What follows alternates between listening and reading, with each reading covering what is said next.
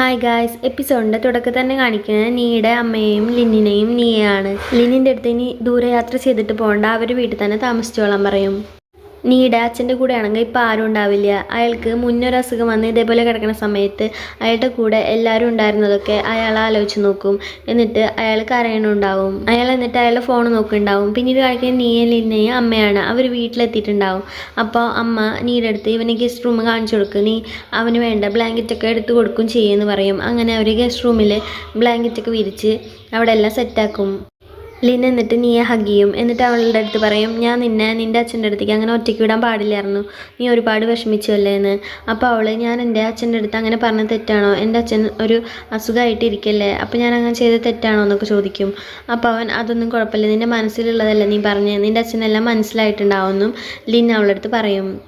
പിന്നെ അവർ പുതപ്പിൻ്റെ കാര്യമൊക്കെ പറഞ്ഞാൽ അടികൂടുണ്ടാവും. അപ്പോൾ നീയുടെ അമ്മ അതൊക്കെ കേട്ട് ചിരിക്കും.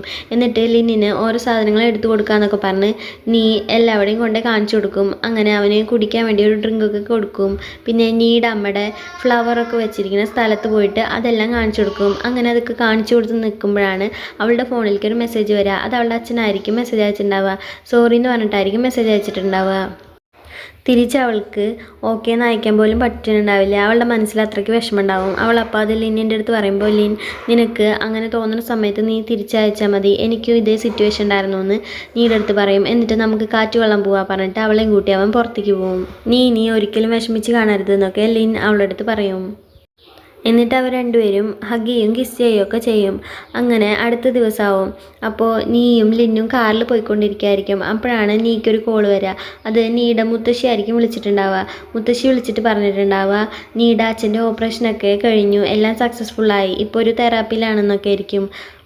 പിന്നെ കുറച്ച് റിപ്പോർട്ട്സ് ഉണ്ട്, അതൊക്കെ ലിന്നിൻ്റെ അടുത്തൊന്ന് നോക്കാൻ പറയും. അവന് ബുദ്ധിമുട്ടാവുമോ എന്നൊക്കെ ചോദിക്കും. അപ്പോൾ ലിൻ, എനിക്കെന്താ ബുദ്ധിമുട്ട്, ഞാൻ പിന്നെ ഡോക്ടറായിരിക്കണം എന്തിനാണെന്ന് ചോദിക്കും. എന്നിട്ട് ആ റിപ്പോർട്ടൊക്കെ നോക്കും. നീയും ലിന്നും നേരെ പോയിട്ടുണ്ടാവുക അവരുടെ ആൻറ്റി ആയിട്ട് നടത്തണ ആ ബിസിനസ്സിൻ്റെ ഒരു മീറ്റിങ്ങിനായിരിക്കും. ആ മീറ്റിങ്ങൊക്കെ കഴിഞ്ഞ് നീയും ലിന്നും ആൻറ്റി അങ്കിളും കൂടി സംസാരിച്ചിരിക്കും. അവർ നീയുടെ അച്ഛൻ്റെ കാര്യമൊക്കെ സംസാരിക്കും. പിന്നെ ലിൻ ഇനി മുതൽ എന്താ ചെയ്യണമെന്ന് ചോദിക്കുമ്പോൾ നീ പറയും, ലിൻ ഇനി മുതൽ ഒരു ഇൻസ്റ്റിറ്റ്യൂഷനിൽ ജോയിൻ ചെയ്യാൻ പോവാണ്, അവിടെ റിസർച്ചൊക്കെ ചെയ്യാൻ പോവാണെന്ന്. ലിൻ എന്തായാലും ഭാവിയിൽ വലിയ ആളാവുന്നൊക്കെ അപ്പോൾ അങ്കിളും ആൻറ്റി അവളുടെ അടുത്ത് പറയും. പിന്നീട് കാണിക്കുന്നത് നീയുടെ അച്ഛന് ഓരോ തെറാപ്പികളൊക്കെ നടക്കുമായിരിക്കും. അയാൾക്ക് ഏത് സൈഡിൽ നിന്നൊക്കെയുള്ള സൗണ്ടുകൾ കേൾക്കുന്നുണ്ടെന്നൊക്കെ ചെക്ക് ചെയ്തുകൊണ്ടിരിക്കുകയായിരിക്കും. കാരണം ചെവിയുടെ സൈഡിലത്തെ ട്യൂമർ ഓപ്പറേഷൻ ചെയ്ത കാരണം കൊണ്ട് ചെവിക്ക് കേൾവിക്കുറവുണ്ടോ എന്ന് നോക്കാൻ വേണ്ടിയിട്ടായിരിക്കും അതൊക്കെ ചെയ്യുന്നുണ്ടാവുക. അങ്ങനെ ഓപ്പറേഷനൊക്കെ കഴിഞ്ഞിരിക്കുന്നതിൻ്റെ അവിടേക്ക് നീ എത്തും. ഒരു ലേലം പോലെ ഒരു പരിപാടി നടത്തുന്നുണ്ടാവും. ഏറ്റവും ബെസ്റ്റ് ആയിട്ടുള്ള പ്രൊജക്റ്റ് തിരഞ്ഞെടുക്കാൻ വേണ്ടിയിട്ടായിരിക്കും നടത്തുന്നുണ്ടാവുക. അതിൽ ജയിച്ചാലായിരിക്കും ഇവർക്ക് ആ പ്രൊജക്റ്റ് കിട്ടുന്നുണ്ടാവുക. ഇതിൽ നീയുടെ അച്ഛനും പങ്കെടുക്കുന്നുണ്ടാവും. അച്ഛൻ്റെ അസിസ്റ്റൻറ്റ് അവിടെ വന്ന് ഈ പ്രൊജക്റ്റിൻ്റെ ഡീറ്റെയിൽസ് ഒക്കെ പറയുമ്പോൾ, നീ എന്നാൽ ഞാൻ പുറത്ത് നിൽക്കാം, ഞങ്ങൾ ഈ പരിപാടിയിൽ പങ്കെടുക്കേണ്ടതെന്ന് പറയും. അപ്പോൾ അച്ഛൻ അസിസ്റ്റൻറ്റിനെ അവിടെ നിന്ന് പറഞ്ഞു വിടും. എന്നിട്ട് അവർ ആ പ്രൊജക്റ്റിനെ കുറിച്ച് സംസാരിക്കും. നിൻ്റെ ആൻറ്റിയുടെ കമ്പനി പരിപാടിയിൽ പങ്കെടുക്കണ്ടല്ലേ, പക്ഷേ നിൻ്റെ ആൻറ്റിയുടെ കമ്പനി ഭയങ്കര ചെറുതാണ്, കിട്ടാൻ നല്ല ബുദ്ധിമുട്ടാണെന്ന് പറയും. പിന്നെ ആ ഷെന്നിൻ്റെ കമ്പനി എന്തൊക്കെയോ പുതിയ പ്ലാനൊക്കെ ചെയ്തിട്ടുണ്ട്, വലിയ പ്ലാനുകളായിട്ടാണ് വരുന്നത്, ചിലപ്പോൾ അവർക്കായിരിക്കും കിട്ടാൻ സാധ്യത കൂടുതലെന്നും പറയുന്നുണ്ടാവും അച്ഛൻ.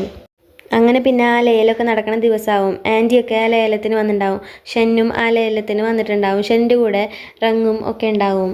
ലേലം നടക്കുന്നിടത്തേക്ക് എല്ലാവർക്കും പോകാൻ പറ്റുന്നുണ്ടാവില്ല, കുറച്ച് പേർക്ക് മാത്രമായിരിക്കും പോകാൻ പറ്റുന്നുണ്ടാവുക. അപ്പോൾ നീയും ലിന്നും പുറത്ത് തന്നെ നിൽക്കും. അപ്പോൾ നീ ഇവിടെ നിന്ന് ബോറടിക്കുകയാണോ എന്ന് പറഞ്ഞ് ലിൻ അവളെ ഒരു സ്ഥലത്തേക്ക് കൂട്ടിക്കൊണ്ടുപോകും. ഒരു കൺസ്ട്രക്ഷൻ കമ്പനിയിലേക്കായിരിക്കും. അവിടെ കൊണ്ടുപോയിട്ട് അവൾക്ക് ഇഷ്ടപ്പെട്ട വീടുകളൊക്കെ നോക്കാൻ പറയും. എന്നിട്ട് അവൾ അവൻ്റെ അടുത്ത് ചോദിക്കും, ഇതിലൊക്കെ ഇനി ഇൻവെസ്റ്റ് ചെയ്യാൻ പോവുകയാണെന്നോ. ഞാൻ ഇതിലൊന്നും ഇൻവെസ്റ്റ് ചെയ്യാൻ പോകല്ല, നമുക്കൊരു വീട് മേടിക്കേണ്ട, അതിന് വേണ്ടിയിട്ടാണെന്ന് അവൻ പറയും. നിൻ്റെ കമ്പനിയിലേക്കും എൻ്റെ റിസർച്ചിങ് സെൻറ്ററിലേക്കും ഒപ്പം വേഗം എത്താൻ തരത്തിലുള്ള ഒരു വീട് വേണം നമ്മൾ മേടിക്കാമെന്ന് അവൻ പറയും.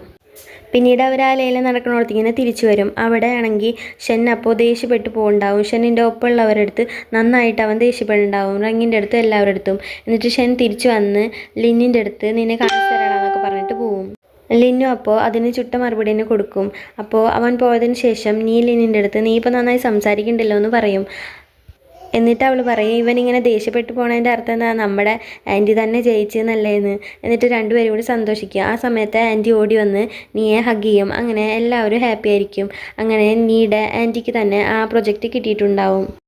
ലിന്നിൻ്റെ മുത്തശ്ശനും ഈ ന്യൂസ് അറിഞ്ഞിട്ടുണ്ടാവും. ഷെന്നിനെ കുറിച്ച് ആലോചിച്ച് മുത്തശ്ശന് നല്ല ദേഷ്യം ഉണ്ടാവും. ആ സമയത്ത് ഷെന്നിൻ്റെ അച്ഛൻ വന്ന് മുത്തശ്ശനെ ആശ്വസിപ്പിക്കാൻ നോക്കുമെങ്കിൽ അതൊന്നും നടക്കില്ല.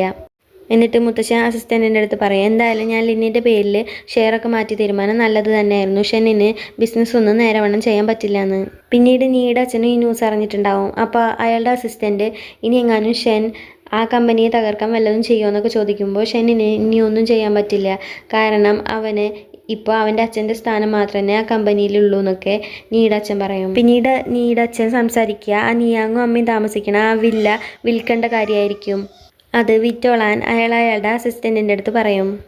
നീയുടെ അച്ഛൻ പിന്നെ ഹോസ്പിറ്റലിൽ നിന്ന് ഡിസ്ചാർജൊക്കെ ആയി ഉണ്ടാവും. അയാളുടെ ഫോണൊക്കെ എടുത്ത് നോക്കുമ്പോൾ അയാളുടെ ഭാര്യയുടെ നമ്പറൊക്കെ കാണും.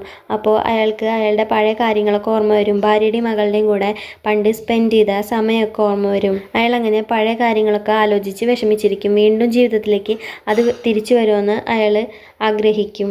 അയാൾ ഇത്ര നാൾ ചെയ്തതൊക്കെ തെറ്റാണെന്ന് അയാൾക്ക് മനസ്സിലാവും. ഇതോടെ ഈ എപ്പിസോഡ് അവസാനിക്കുകയാണ്. നിങ്ങൾക്ക് ഈ ഡ്രാമ ഇഷ്ടപ്പെട്ടെങ്കിൽ എൻ്റെ ചാനൽ ഒന്ന് സബ്സ്ക്രൈബ് ചെയ്യാനും വീഡിയോസിനൊക്കെ ഒന്ന് ലൈക്ക് ചെയ്യാനും കമൻറ്റ് ചെയ്യാനും ഷെയർ ചെയ്യാനും മറക്കണ്ട. പുതിയൊരു എപ്പിസോഡുമായിട്ട് നമുക്ക് വീണ്ടും കാണാം.